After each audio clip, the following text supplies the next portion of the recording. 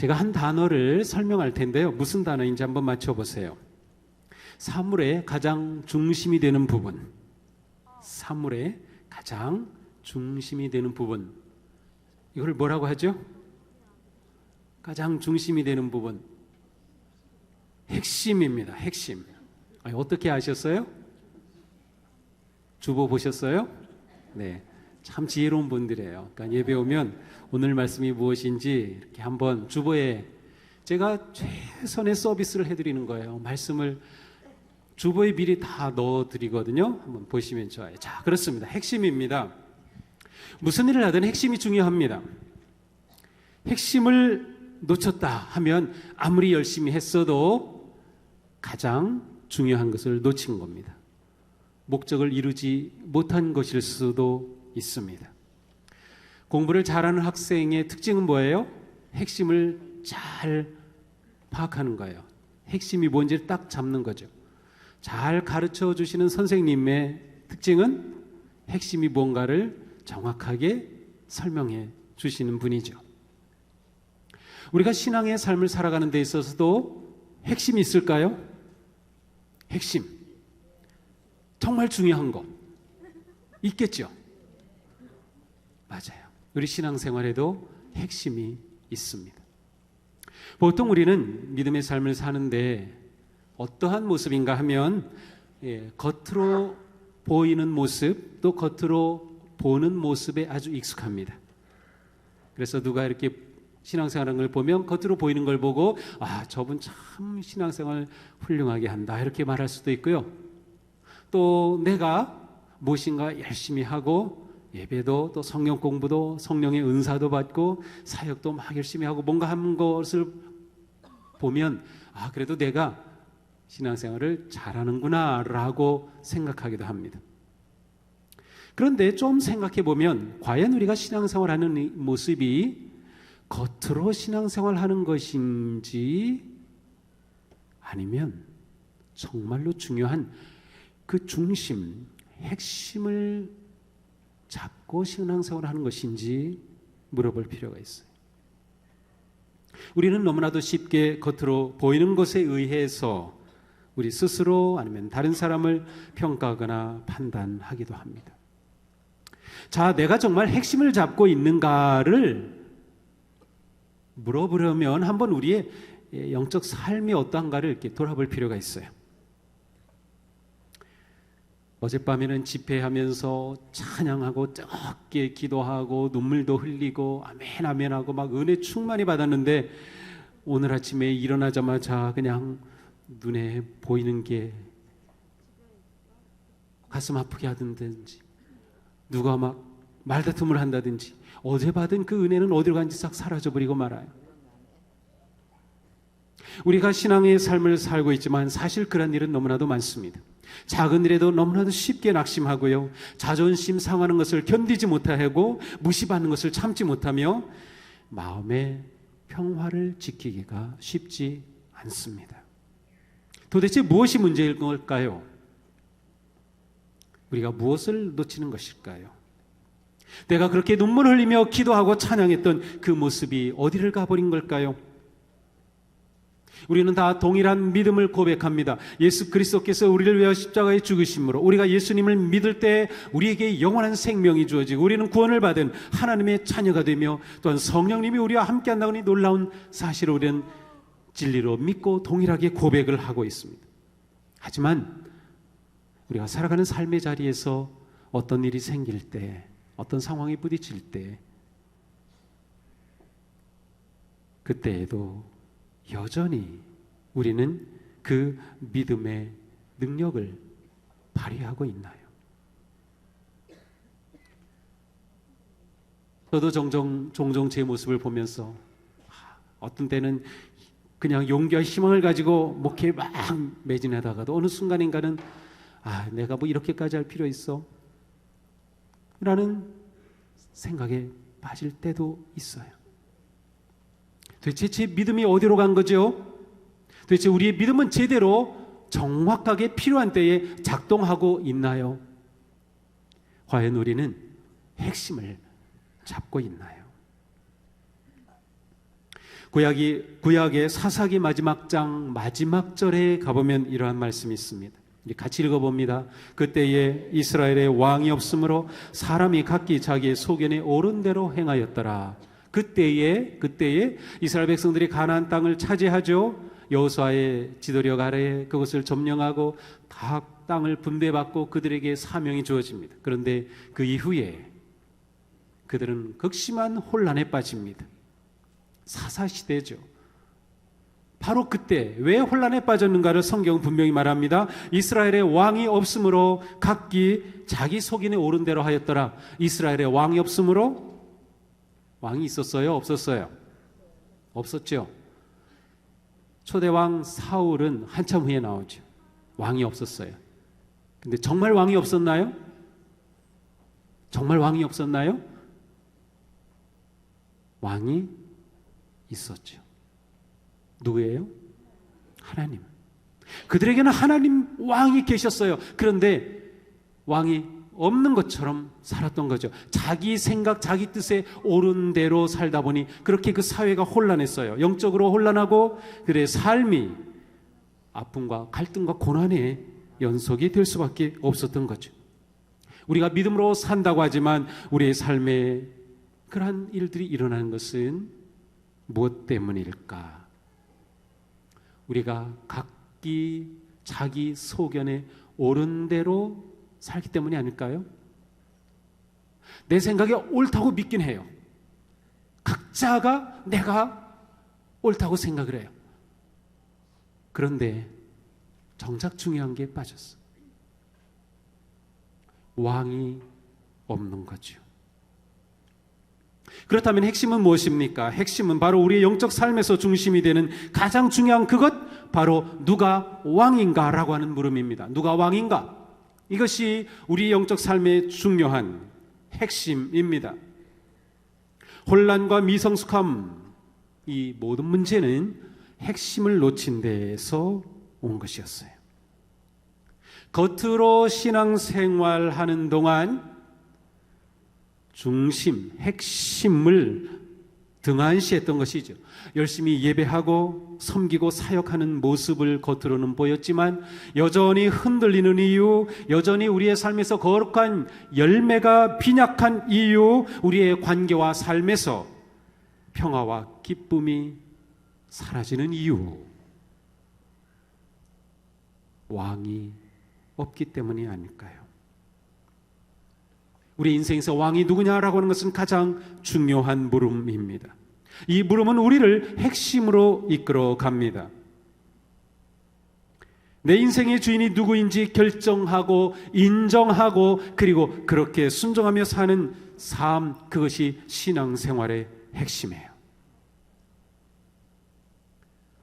이사야 선지자는 이렇게 말씀합니다.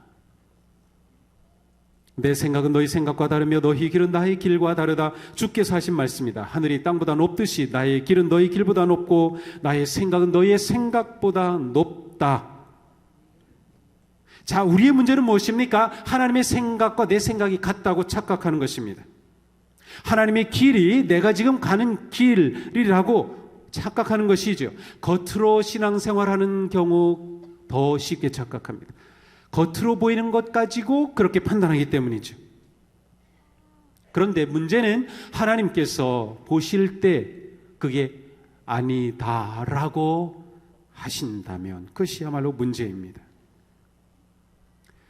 하나님의 생각, 하나님의 길은 거룩하고 완전하고 진리입니다. 그러나 우리는 그것에 미치지 못합니다.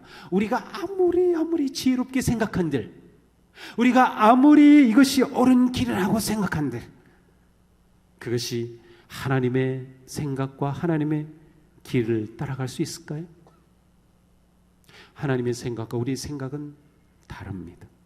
하나님의 길과 우리의 길은 다릅니다. 하나님과 우리는 다른 존재입니다. 바로 여기서 우리의 인생에 갈등이 생기는 거죠. 하나님의 길이 있는데 우리는 내 길을 따라가는가? 왕의 길이 있는데 우리는 왕의 길을 갖지 않고 내 길을 걸으려고 하니까, 왕의 계획이 있고 왕의 뜻이 있는데 우리는 내 뜻을 추구하려 하다 보니까 갈등이 생기는 겁니다. 하나님과 갈등하는 거죠. 이 땅에 존재하는 모든 사람들은 두 부류로 나눌 수 있을 것입니다. 왕이 있는 인생, 왕이 없는 인생. 아니면 사실 우리는 무엇인가 누군가를 왕으로 삼고 살아갑니다. 그렇다면 이렇게 나눠볼 수 있어요. 하나님이 왕인 인생, 하나님이 아닌 다른 것이 왕인 인생. 우리는 어느 쪽입니까? 내 삶의 왕은 누구입니까? 나는 무엇을 따르며 무엇에 이끌려 살아갑니까?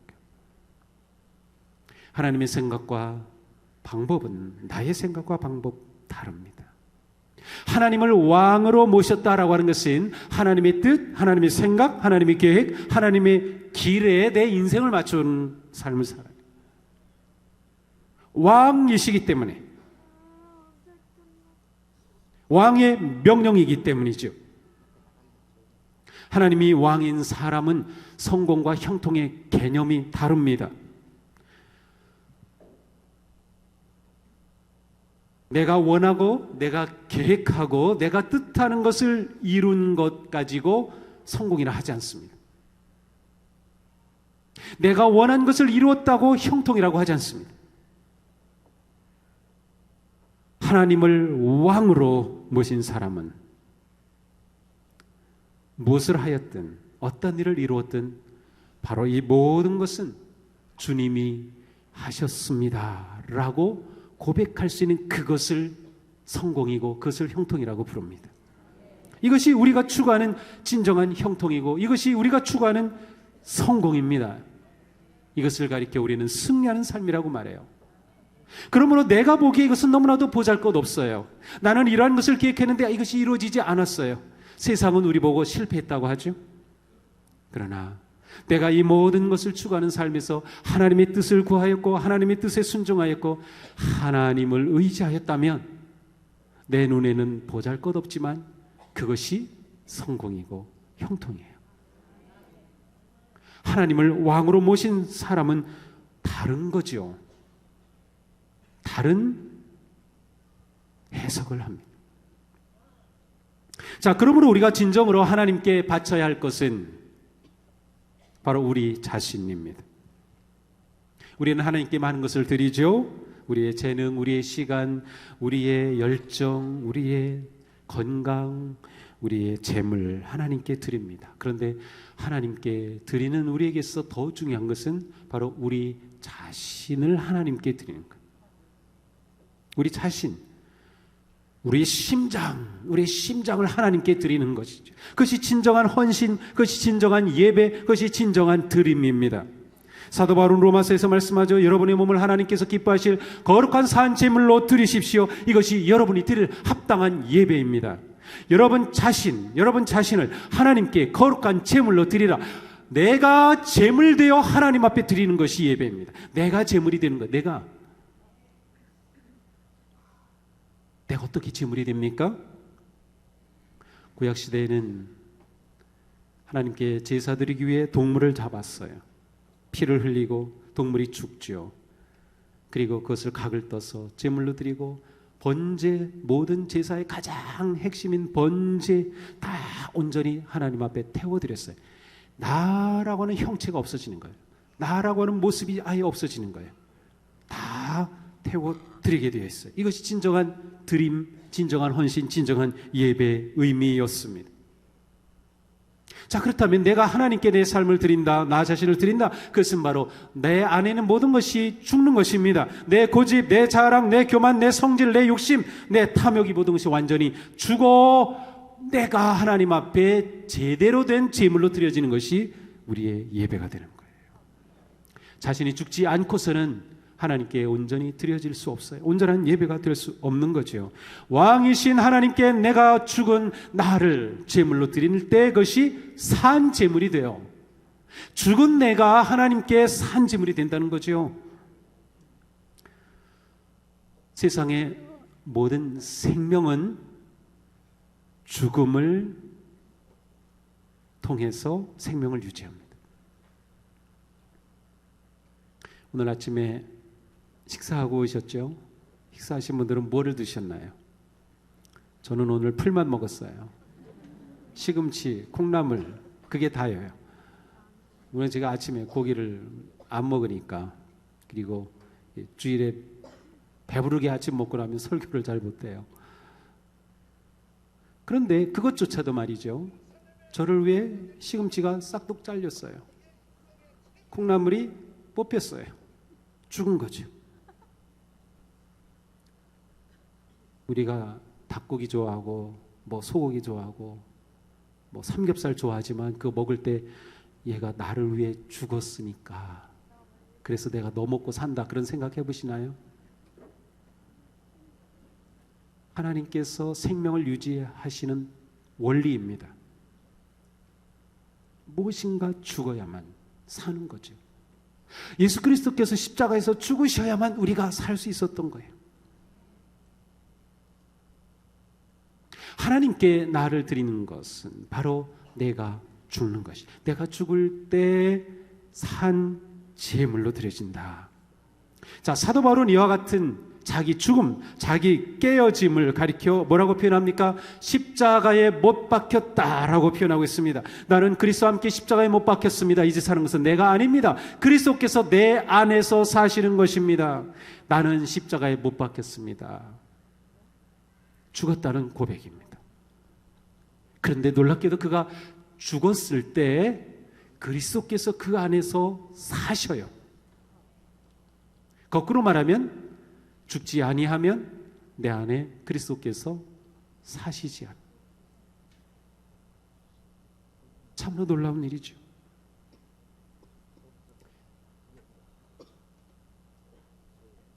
내 인생의 왕이 누구인가는 그러므로 내가 죽느냐 라는 의미입니다. 우리는 내가 죽으면 실패요, 끝이라고 생각합니다. 세상이 우리에게 그렇게 가르쳤고 지금도 세상은 우리를 그렇게 몰아가고 있습니다. 어떻게 해서든 내가 살아나려고 바둥거리죠. 그런데 우리는 거꾸로 말씀을 듣습니다. 내가 죽어야 산다고 말이죠. 자기가 깨어진 사람은 십자가의 능력으로 삽니다. 죄로 물든 자기가 죽으면 그리스도의 은혜로 살아갑니다. 자기 꾀로 살아가는 사람은 언제나 죄와 올무에 빠집니다. 하나님을 떠난 인간의 생각은 언제나 악하고 작기 때문에, 그러나 하나님의 생각은 우리의 생각보다 크고 높고 거룩하고 온전합니다. 사도 바울은 말합니다. 우리는 살아있으나 예수로 말미암아 늘 몸을 죽음에 내어 맡깁니다. 그것은 예수의 생명 또한 우리의 죽을 육신에 나타나게 하기 위함입니다. 사도 바울은 늘 자신의 죽음을 생각했어요. 왜? 내 안에 그리스도가 살게 하기 위해. 그것이 사도 바울이 가진 믿음의 핵심이었습니다. 그러므로 핵심은 이것입니다. 내가 죽는 것입니다.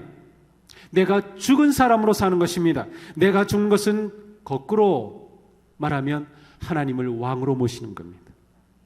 하나님이 왕이면 나는 그 아래서 아무것도 아니에요. 내가 살아가지고 내 뜻, 내 주장, 내 계획이 아니라 하나님이 왕이십니다 고백하는 사람은 나는 죽었습니다 라고 고백하는 것과 동일한 것입니다. 우리 삶의 왕은 누구입니까? 하나님이 왕이시라고요? 내가 죽었습니까? 이것은 우리에게 너무나도 심각하고 중요한 문제입니다. 내가 죽지 않고서는 하나님을 왕으로 모실 수 없기 때문이죠. 내가 죽지 않고서는 주님이 내 왕이십니다 고백할 수 없기 때문이죠. 아브라함은 100세에 얻은 아들 이삭, 그를 바쳐야 했어요. 그때 아브라함은 하나님의 그 명령을 이해했을까요? 아마 이해하지 못했을 겁니다. 아니, 아들 주시겠다고 약속하고, 그리고 그 아들 주신 하나님, 아니 이제 또 아들을 바치라니요. 이해할 수 없습니다. 하나님. 아브라함은 그것을 이해했기 때문에 하나님께 순종한 것이 아니었어요. 하나님이 그 인생의 주인이었기 때문에 그는 자신을 죽이고 순종했어요. 우리가 하나님을 믿고 주님을 따를 때 이해하고 따르려고 한다면 아마도 평생 따르지 못할 수도 있습니다. 그리고 세상이 우리를 공격하고 불신자들이 우리를 공격하는 포인트가 그것입니다. 이해할 수 없다. 이해할 수 없는 신을 어떻게 신이라고 하느냐라고 말하죠. 그러나 우리는 이해할 수 없기 때문에 우리의 하나님이십니다. 아니, 우리가 다 이해할 수 있는데 그분이 어떻게 하나님이셔요? 우리가 다 이해할 수 있는데 어떻게 그분을 우리가 따라요? 핵심이 분명해야 합니다. 아브라함은 하나님의 말씀을 들었을 때 하나님의 뜻과 자기의 뜻 사이에서 갈등이 있었을 겁니다. 우리도 마찬가지죠. 하나님의 뜻이 내 뜻과 다를 때, 아니면 하나님께서는 내가 원하는 것을 전혀 도와주시지 않는 것처럼 느껴질 때, 하나님은 내 뜻과는 무관하신 저 멀리 계신 분처럼 느껴질 때, 그때 우리는 갈등합니다. 하나님과 우리 사이에 싸움이 일어나죠. 그리고 그 순간은 바로 우리의 믿음의 테스트의 순간입니다. 아브라함은 그 시험의 순간을 순종으로 이겼습니다. 하나님이 내 인생의 주인이신 것, 그리고 내가 죽는 것은 이렇게 연결되어 있습니다. 우리는 누구입니까? 이 길을 선택하지 않았습니까? 내가 죽겠습니다. 주님이 왕이십니다. 이 길을 결단하신 분들이 아니신가요? 모르시는 분 같은데 제가 가르쳐 드릴게요. 모르시는 것 같아서. 로마서 6장 4절입니다. 같이 읽어봅니다. 우리는 세례를 통하여 그의 죽으심과 연합함으로써 그와 함께 묻혔습니다. 자, 그와 함께 묻혔대요. 무슨 뜻이에요? 죽었다는 거예요. 우리는 다 묻힌 존재들입니다. 주와 함께. 무엇을 통하여? 세례. 여기 세례 받으셨다고 하면, 세례 받으신 분들은 나는 죽었습니다. 주님이 생명입니다. 주님이 왕이십니다. 그 길을 결단하고 선택한 분들입니다. 아니, 그러신 적 없다고요? 아니, 세례 받으셨는데요. 아, 그것도 모르고 세례 받으셨다고요? 저런. 그래서 제가 고민입니다. 세례식을 어떻게 준비하고 어떻게 해야 할까? 그게 저에게 큰 고민이에요. 이게 보통 결단이 아니거든요. 내가 죽을 결단을 하는 것이거든요. 그 고백을 하고 그 헌신이 세례거든요. 주님을 왕으로 모시겠습니다. 그 사람이 세례 받는 거거든요. 근데 우리 다 그렇게 세례 받았나요? 그랬던 것 같은데, 아니면 그냥 군대에서 그냥 물 호수로 뿌리면서 세례 받았나요? 이것이 우리의 문제입니다. 핵심을 놓쳤기 때문에.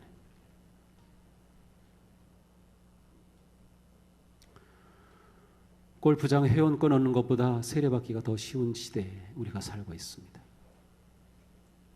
이 시대에 우리는 내가 세례인이라고 하는 것을 아주 심각하고 진지하게 고민하고 결단해야 합니다. 저는 이미 우리가 세례를 받았다고 하면 그것은 내가 알든 모르든 이미 성령님께서 내 안에 내가 죽은 삶으로, 하나님이 왕의 삶으로 우리를 이끄신 놀라운 은총이 개입한 거라고 저는 믿습니다. 우리는 그런 존재예요. 회복하는 겁니다. 다시금 회복하는 거예요. 내가 그리스도 안과 십자가에 못 박혔습니다 라고 고백한 사도 바울의 이 고백에는 나는 단 한 번 죽었다는 뜻이 아닙니다. 나는 계속해서 반복적으로 지속적으로 십자가에 못 박히는 삶을 산다는 의미입니다. 내가 한 번 세례받았다고 평생 세례인으로 살아가는 것은 아닙니다. 우리는 계속 결단하는 겁니다. 그리고 바로 지금이 결단할 시간입니다. 정말 예수님만을 내 인생의 주님으로 모실 건가요? 정말 하나님이 내 인생의 왕이심을 고백할 수 있나요? 정말 주님 앞에 나를 죽이고 내가 죽어 내 가정을 살리고, 내가 죽어 자녀를 살리고, 내가 죽어 교회를 살리고, 내가 죽어 선교를 살리고, 내가 죽어 속교를 살리고, 내가 죽어 클래스를 살리고, 내가 죽어 생명을 가져오는 그 삶으로 지금 결단할 수 있기를 바랍니다. 이것이 주님을 따르는 핵심입니다. 우리가 이렇게 결단하지 않으면 우리는 주님과 싸울 겁니다. 아니요. 우리의 삶은 주님은 왕이시기 때문에 주님과는 싸우지 않고 세상과 싸우는 삶을 사는 거예요. 이 에너지를 왜 주님과 싸우는데 자꾸 허투루 씁니까?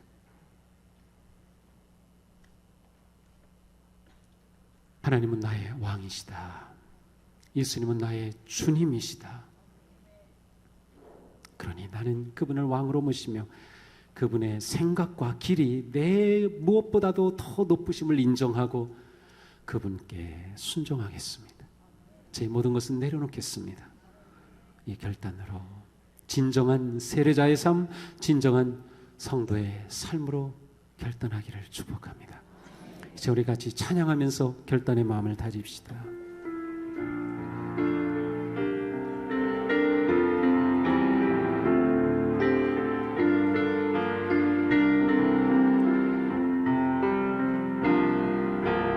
예수 우리 왕이여, 이곳에 오셔서 우리가 왕께 드리는 영광을 받아 주소서.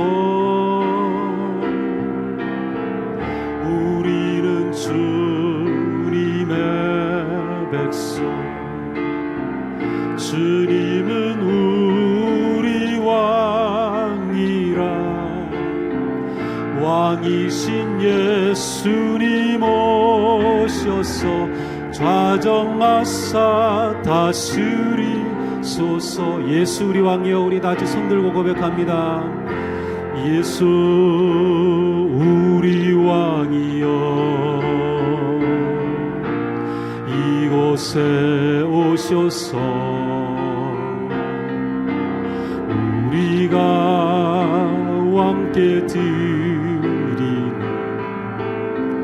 영광을 받아 주소서.